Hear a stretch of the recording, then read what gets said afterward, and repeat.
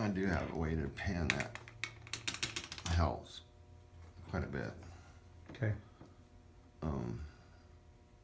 Yeah, weighted pen and a weighted pencil. Do you have those at home? Yeah, Okay. yeah, because I usually, that's where most of the time I only do the writing at home. Okay. But that was all through that Katie. She's the one that showed me where to get the silver from and the pens. Silverware. For Parkinson's. Okay. And it's all weighted. The fork is a pound, 1 pound 2 ounces, and the knife is just under a pound. okay. Do you have to eat with those constantly? I mean, you use those all the time? Unless I eat just finger food. But what happened was the worst thing was we were out at Mavericks and trying to cut a steak, and either I had the dullest knife or the toughest steak because I was going and then my arm started going and I couldn't let go of the knife, and we're talking it was like 6-8 inches, and I had to get up and grab it and push it down on the table before I could get the knife out of the hand because the fingers kind of locked up. That scared the shit out of me. And so that happened like a week or so before I seen Katie, and I was telling her about it. She said, "Oh, you need to have this." That's what also prompted her to put a weight on my arm while we were doing, like taking washers and putting them on, just to see how fast you could do it and how smoothly you could do it or whatever. Okay. I know when we put the weight on it, it cut on one of them the time in half. And was that just on your right arm? Yeah. Okay. Yeah. Is your left arm affected by this at all? It sometimes like right now it's zinging up and down the arm pretty good, and then it goes across the shoulder, and it goes to about right here. You can feel it, and it goes to your thigh area on the back side of your right leg once in a while when it gets really bad. Okay. And then when you're walking, you don't know where your leg's going. When this starts happening and getting real bad, is that when you do the electrical unit? Mm-hmm. And what's that called again? It's called high volt. That's what Buck has called it. Okay, and explain to me exactly what the high volt. What do you have to do? High volt is a mesh glove, similar to the glove that I have on, only it covers your fingers, and it has a electrode hook up here on the bottom side of the wrist and the top side of the wrist, and then I have a sleeve that I slide on, and that has a electrode hook up right here, and then depending on where the swelling's at on my hand, if it's really bad right in here, I hook the wire up on the bottom side, and then you hook one wire here, and then you put a pad up in here, and then you hook a wire on the sleeve one, and then you put a pad up in here, and then I got a tub about like this big and about that high, and you fill that full of water, and you put your hand in it, and then you put juice to it, electricity. Okay. Is there just like a switch you turn on, or It's got a little control deal, and you can regulate the current to each one of the pads. Okay. How long then do you have to do that? Normally it's a half hour. If it's really bad, I'll do an hour. How would you describe what it's like right now? Is this really bad? Normal? This is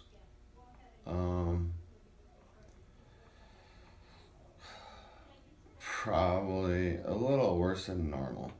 Okay. But So it can get worse than oh, what it gets is. a lot worse. Okay. Yeah. And how many times a day do you normally have to do that then? The high volt, Yeah. I do that 4 to 5 times a day. All right. Usually right when I wake up first because that's when it's really bad. Um, and then I'll do it again around noon, and then again around 2:30, 3 o'clock, and then I'll do it after supper, and then again around 9, 10 o'clock at night. Before you go to bed. Yeah. Are you able to sleep through the night, or did you? No, I get my average is like 4.5 hours. Now, Do you ever have to wake up in the middle of the night and put the unit on? oh yeah. Now, last this past Wednesday, I was up until 6:30 in the morning dealing with it. Okay. No rhyme or reason. It was about 11 o'clock. It really started getting sore in here and right here, and it just kept getting worse, and then I'll get a really bad migraine. So then during the night I high volted it 3 times in between taking showers. Taking showers for what reason? Because of the headaches? Yeah, trying to get this area right in here loosened up. Okay. And then while I was high volting it, I had an ice pack on the back side right in here. Now, do you have to do this all yourself, or do you have somebody that helps you? I'm gonna do it all myself. Okay. Um,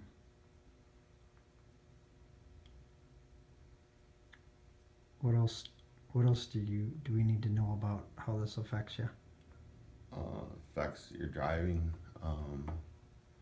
writing, talking, thinking clearly. Have you been given any kind of medication for the headaches that it causes you? No, well, I suppose in a way, because they give me, at night I take a hydrocodone and another muscle relaxer because it really, when it gets really bad, it also affects about where the leads stop in my back. It gets like a huge knot there, and so that's what the muscle relaxer. But the hydro and that, I don't take it until nighttime Okay. because it really messes with my thinking. Right. Well, it would be hard to take the hydros and drive around and. Yeah. Okay. That's usually a half to a full one. Every night. Yeah. Okay. You said the leads in your back. Do you have electrical products that have been placed in your body? Yeah. Yeah, it's spine stimulator. It's about the size of the smartphone, but it's right here. Okay. You can see it move. Yep. You want me to lift the shirt? Yeah, go ahead and lift your shirt up. Okay. And it's about that long. Yep. And then it's about in the middle of my back where the leads go to. The battery lasts on an average about 2 days, and it takes 4.5 hours to charge the battery. Okay. How do you charge the battery?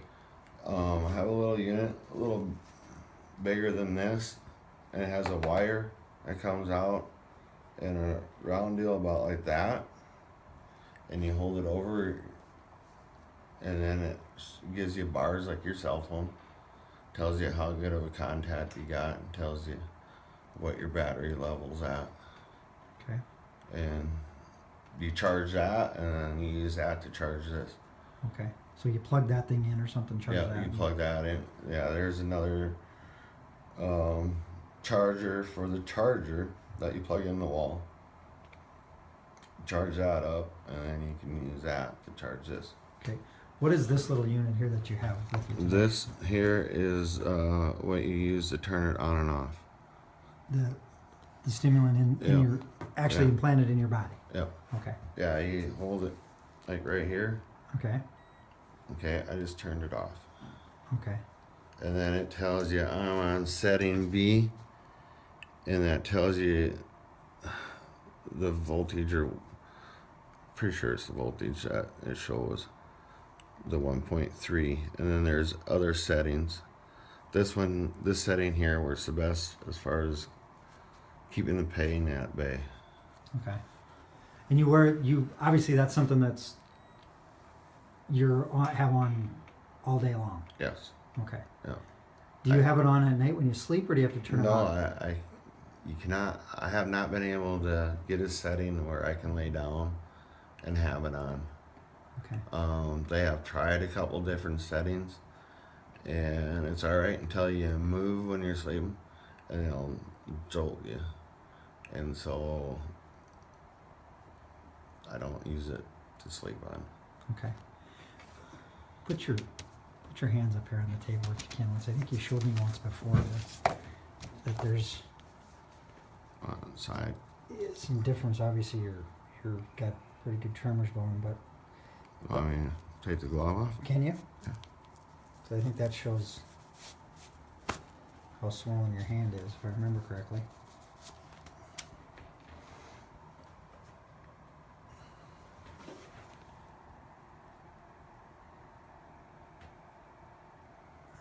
Okay, I'm gonna get it from the other side here a little bit. And the reason you wear The this glove. compression glove Yeah. is to keep the swelling down. Okay. Yep. Okay. And I go through. These gloves last me about a month. I get a month and a half. I get 2 gloves. Where do you get them from? Do you just order them? Yeah, the Avera Medical Supply Okay. on 6th Avenue Okay. by Jones Drug, and that they order those for me, and the sleeve. But right now the arm's too swollen for the sleeve. The sleeve's tighter than the glove, so where the sleeve stops, it builds up right in front of it. So at night, What builds up? What builds up in there? the fluid. Okay. So at night, what I'll do is I'll put the sleeve on and pull the sleeve to my hand and leave the glove off, and then it'll go up the arm, and it doesn't build up at the wrist. Otherwise, it builds up quite a bit at the wrist. So then I just into just wearing the glove during the day. Okay. Because when it swells up, it tingles a lot more, and then I lose the feeling in the fingers. Okay. As long as I got the video going here, and I've already asked you this earlier, but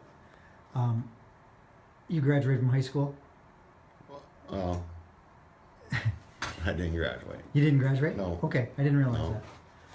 So you don't even have a high school diploma? No. Okay, and so then, did you go to any kind of education post high school? No. What kind of employment were you doing during high school and thereafter? Doing engine work, welding, machining. Engine work on vehicles, correct? Yeah. Building complete motors for cars, tractors, trucks. And who did you work for or with? Northwest Engine Supply. And that was your dad that owned that Yeah, company? that was my father. All right. And at some point in time, the business burned down. Yeah, in 2007. And so after the business burned down, what did you do for employment?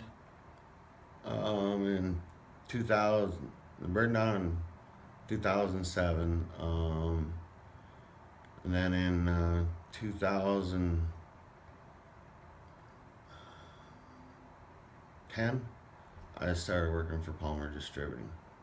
And that was the power washing company, Right, pressure washer company. Yeah. pressure washer company where the injury occurred. Exactly. Yeah. When were you injured?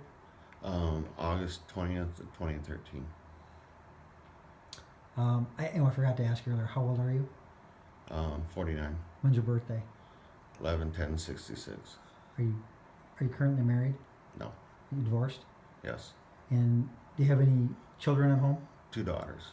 How old are they? One just turned 17 yesterday, and the other one's 14. Okay. Since your injury, have you had any other employment? No.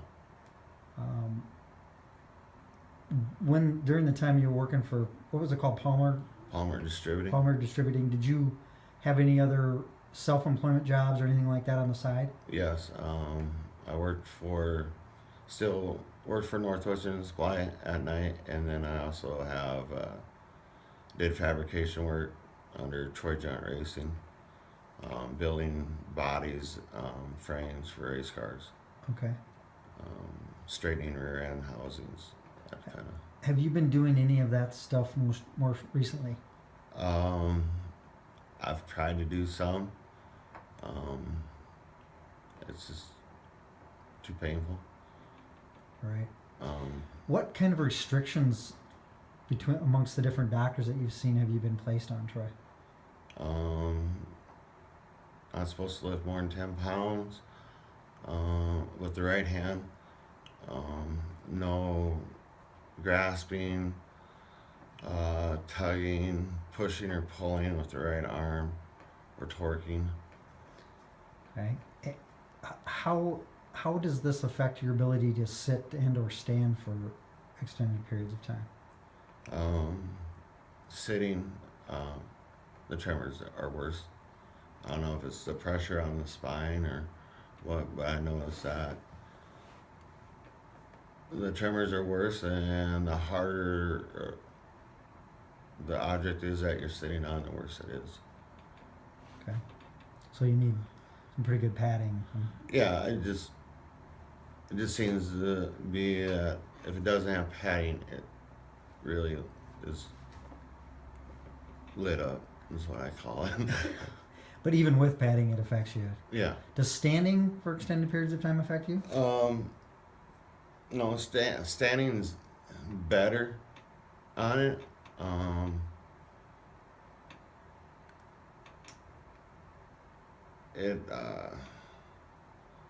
Walking though, if every now and then, if it's really bad, it affects the right leg.